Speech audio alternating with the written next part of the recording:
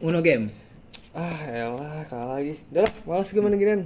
Mending bahas yang lain kek. Udah, kita mau ngomongin apaan emang? Gimana kalau misalnya kita ngomongin tentang uji coba rudal Korea Utara yang ada di wilayah Jepang? Menarik sih. Boleh tuh. Nah, menurut lo gimana nih tindakan yang udah dilakuin sama Korea Utara buat uji coba rudal di wilayah Jepang tuh menurut lo salah apa enggak sih sebenarnya? Menurut gue sih nggak salah ya, karena Korea Utara juga pasti udah mempertimbangin hal apa aja yang bakal terjadi kalau misal mereka ngelakuin uji coba rudal di wilayah Jepang. Mereka juga pasti udah ngemikirin apa saja resiko dan juga udah buat protokol biar gimana caranya uji coba rudal mereka ini nggak sampai ngenain wilayah Jepang yang banyak penduduknya. Tapi kan namanya teknologi ya, pasti kan ada errornya gitu. Takutnya nanti ada hal yang tidak diinginkan terjadi. Contohnya rudalnya itu nyasar ke daratan Jepang yang banyak penduduk, kan bahaya banget. Pokoknya gue nggak setuju lah kalau dibilang Korea Utara tuh salah buat ngakuin uji coba rudal di wilayah Jepang. Ya kenapa lu bisa bilang nggak salah? Kalau misalnya itu rudalnya nyasar kan bahaya, itu bahaya banget buat warga Jepang. Eits, daripada debat nggak ada ujungnya, mending kita tanya pendapat orang lain yuk. Pertanyaan pertama, bagaimana menurut Anda dampak ancaman uji coba rudal Korea Utara di wilayah Jepang terhadap ketentraman dan keamanan masyarakat? Jadi terkait dengan uji coba nuklir Korea Utara ya terhadap masyarakat Jepang. Ah, sebenarnya itu ini menimbulkan ancaman ya, menimbulkan ancaman, ketakutan juga bukan hanya bagi masyarakat luas di kawasan, tapi lebih spesifiknya juga adalah masyarakat Jepang. Khususnya adalah masyarakat Jepang yang tinggal di wilayah utara Jepang gitu. Karena seringkali uji coba nuklir yang dilakukan oleh Korea Utara ini melewati wilayah wilayah udara dari Jepang ini. Nah, Jepang sendiri kemudian ketika ada uji coba di wilayah bagian utara tersebut, mereka mengeluarkan pengumuman, mengeluarkan alarm gitu bahwa sedang terjadi nih uji coba nuklir Korea Utara itu sendiri, dan tentunya ini menimbulkan ancaman bagi masyarakat bagi masyarakat Jepang. Tapi sayangnya Jepang sendiri tidak bisa untuk maksudnya kemudian menembak nuklir uji coba tersebut begitu saja, karena itu bentuknya adalah uji coba, bukan serangan. Sementara kita tahu bahwa di Jepang sendiri mereka adalah negara yang dengan aturan konstitusinya yang mencegah mereka untuk kemudian melakukan serangan gitu. Sementara yang dilakukan oleh Korea Utara ini adalah sebagai bentuk uji coba. Tapi tadi kan dari konteks masyarakat, pemerintah Jepang melihat ini juga sebenarnya jadi ancaman keamanan, karena si uji coba nuklir ini ternyata sudah bisa melewati wilayah Jepang. Jadi di pikirannya adalah bagaimana ke depannya kalau seandainya terjadi perang terbuka, bisa saja Jepang diserang tepat sasaran nih di wilayah utara Jepang atau kemudian di wilayah daratan Jepang dari nuklir rudal Korea Utara itu sendiri, seperti itu. Jadi sebenarnya ini sudah lama menimbulkan kekhawatiran bagi masyarakat maupun bagi pemerintah Jepang itu sendiri terhadap berbagai uji coba yang dilakukan oleh Korea Utara. Selain Jepang juga oleh Korea Selatan tentunya juga khawatir nih terkait dengan berbagai upaya uji coba yang dilakukan oleh Korea Utara itu sendiri, dan juga tentunya Amerika Serikat, karena ternyata si uji coba rudal ini sudah melewati kan wilayah Jepang, dan tentunya udah bisa sampai nih hampir melewati samudra ya, Samudra Pasifik. Nah, itu setelah Samudra Pasifik kan di situ ada wilayah Amerika Serikat. Nah, tentunya itu memberikan juga ancaman keamanan bagi wilayah Amerika Serikat itu sendiri. Nah, baik dampak terhadap ketentraman dan keamanan masyarakat itu pasti sangat berdampak ya, yang signifikan. Nah, di mana masyarakat itu merasa terancam dengan adanya uji coba tersebut, apalagi di wilayah yang berpotensi menjadi uji coba rudal tersebut. Nah, di mana masyarakat itu bisa menjalankan aktivitas sehari-harinya seperti sekolah, bekerja. Jadi dia merasa khawatir untuk keluar rumah dengan adanya rudal tersebut. Bahkan di dalam rumah pun dia merasa khawatir akan adanya itu, bisa jadi rumahnya terkena rudal tersebut. Oke, mungkin di sini Doni akan mencoba membahas dari sudut pandang realisme terlebih dahulu. Kalau kita lihat dari sudut pandang realisme, kan di sana ada istilah namanya security dilemma. Nah, security dilemma kalau kita kaitkan dengan negara Jepang dan Korea Utara ini kan tentu memiliki ketegangan politik, geopolitik di kawasan yang cukup tinggi, apalagi di kawasan Korea dan Jepang kan.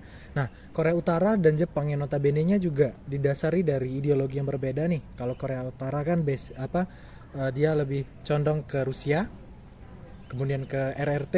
Nah, sedangkan kalau Amerika kan maksudnya Jepang kan lebih condong ke Amerika.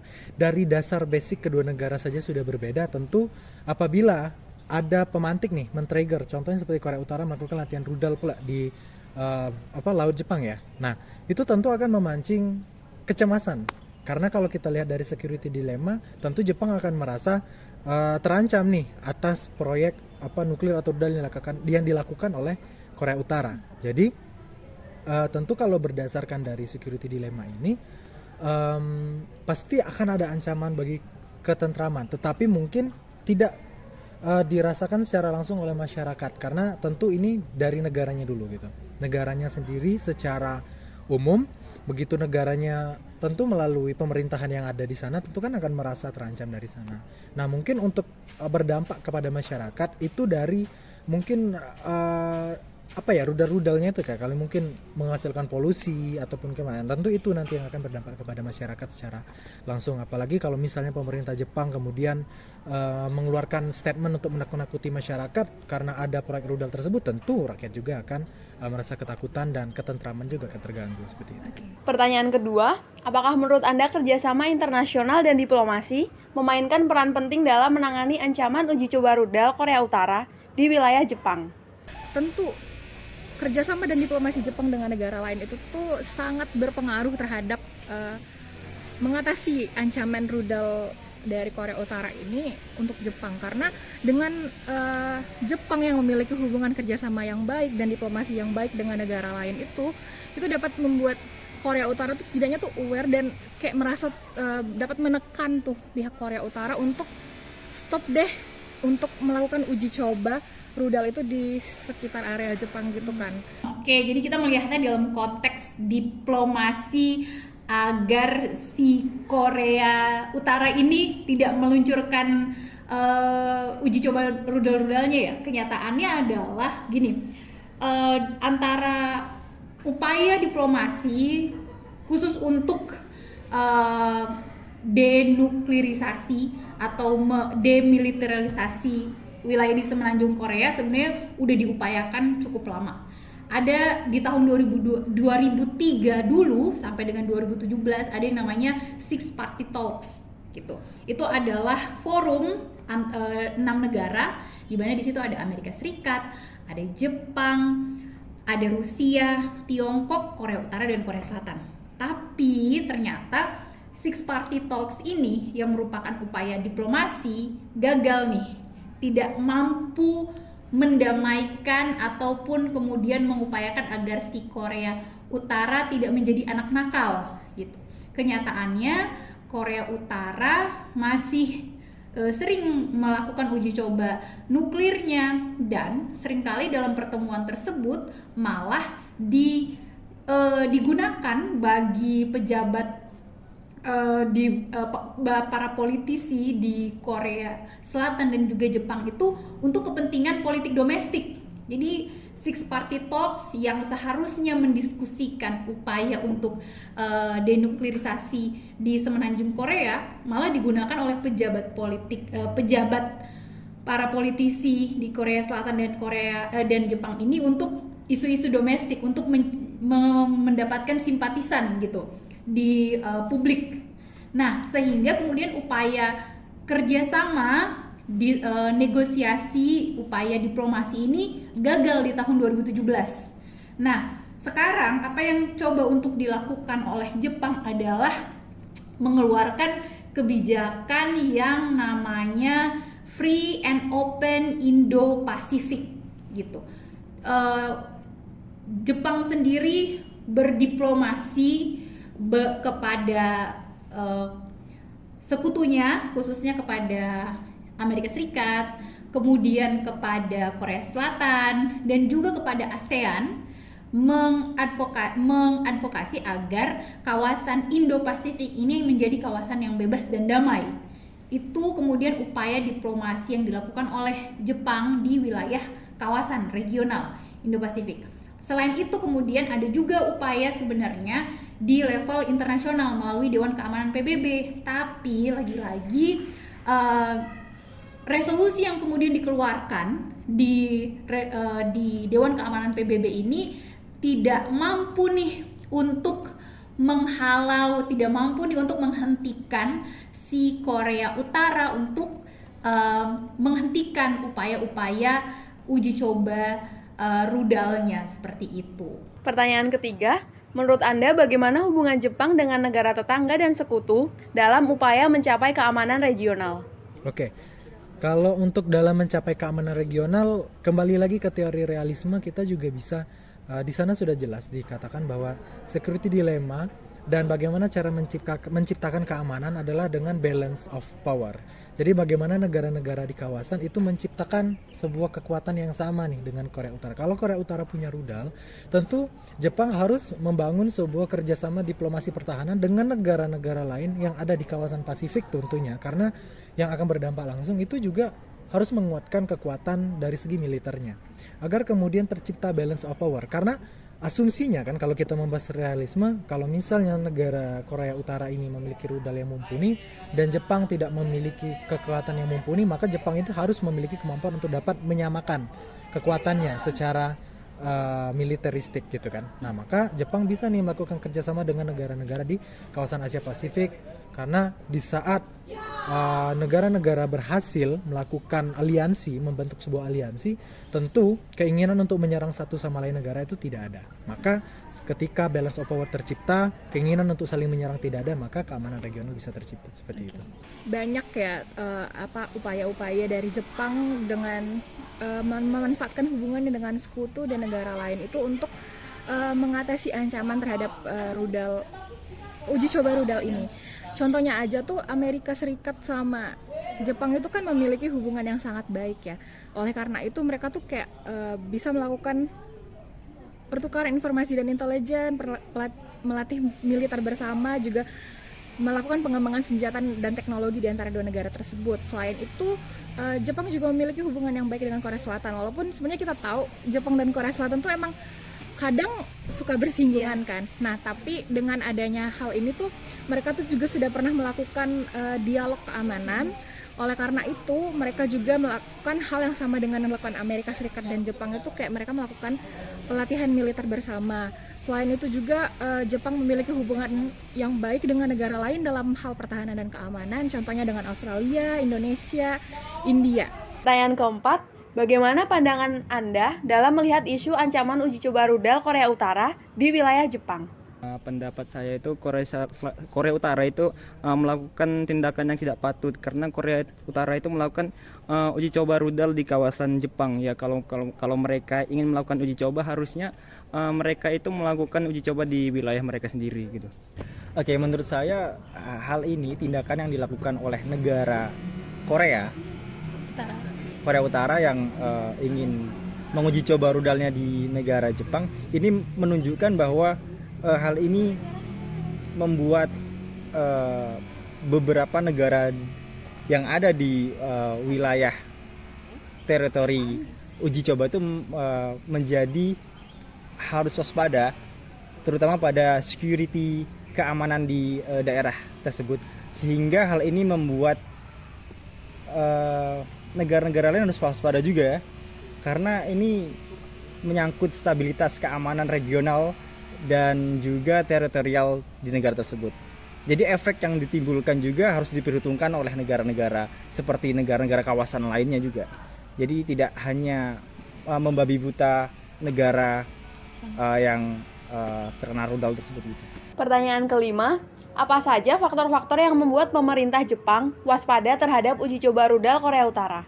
Menurut saya ada beberapa faktor yang bisa menyebabkan pemerintah Jepang itu harus waspada terhadap uji coba rudal Korea Utara tersebut. Yang pertama, karena adanya ancaman keamanan yang secara langsung. Uji coba tersebut bisa menjadi ancaman secara langsung terhadap keamanan Jepang dikarenakan apabila rudal tersebut memiliki jangkauan yang luas, maka sangat akan membahayakan wilayah Jepang. Kemudian uji coba rudal tersebut dapat menciptakan ketidakstabilan di kawasan Asia Timur yang berdampak negatif terhadap keamanan Jepang dan stabilitas secara keseluruhan. Kemudian ada juga pengembangan teknologi nuklir yang jika diteruskan maka dapat menimbulkan keprihatinan serius terhadap potensi ancaman nuklir tersebut, terutama terhadap Jepang dan sekutu-sekutunya. Yang selanjutnya ada juga antara hubungan diplomatik dan ekonomi. Dengan adanya uji coba tersebut, maka akan dapat mempengaruhi hubungan diplomatik antara Jepang dan negara-negara yang terlibat, serta menciptakan ketegangan yang dapat berdampak dalam berbagai sektor. Pertanyaan keenam, apa saran narasumber terhadap langkah-langkah kebijakan pemerintah Jepang yang harus diambil dalam merespon ancaman uji coba rudal Korea Utara? Langkah-langkah yang dapat diambil oleh pemerintah Jepang ya. Ini mungkin menggunakan perspektif yang realisme ya, karena ini terkait dengan security dilemma gitu. Ini kan masih ancaman, bukan yang masih serangan nyata gitu ya. Jadi kalau menurut saya pribadi, pemerintah Jepang ini harus yang namanya mereka bekerja sama gitu dengan negara-negara yang mensupport negara Jepang itu sendiri gitu. Mungkin kayak seperti sekutu ataupun negara-negara yang memiliki hubungan baik dengan Jepang itu sendiri gitu. Dan juga terhadap mungkin langkah yang bisa dilakukan oleh Jepang itu sendiri ya, mungkin dia bisa membawakan yang namanya kasus ini gitu ya terhadap mungkin ke mata dunia gitu, bahwasanya penyerangan yang sepihak ataupun ancaman sepihak ini kan terkesan salah gitu. Dan dia kalau dari sudut pandang saya sendiri terhadap langkah yang harus diambil pemerintah Jepang ya tadi, dia harus yang namanya siap siaga, dia harus yang namanya menghimpun kekuatan, dia harus yang namanya membawakan permasalahan ini ke ke Mahkamah Internasional ataupun kepada pihak-pihak atau badan-badan yang terkait dengan urusan penyelesaian konflik di suatu negara. Itu sih menurut saya. Nah, jadi itu dia pendapat dari narasumber kita. Semoga mereka nggak debat lagi deh. Nah, jadi gimana nih setelah kita dengar wawancara dari orang-orang, terus hasilnya ya tetap aja yang salah itu Korea Utara. Gimana? Deal nggak? Iya sih, gue juga denger pendapat mereka. Jadi bener juga sih Korea Utara salah. Oke, deal itu ya. Ya deh. Oke, yaudah, gue izin pulang ya. Ya, hati-hati ya. Yuk.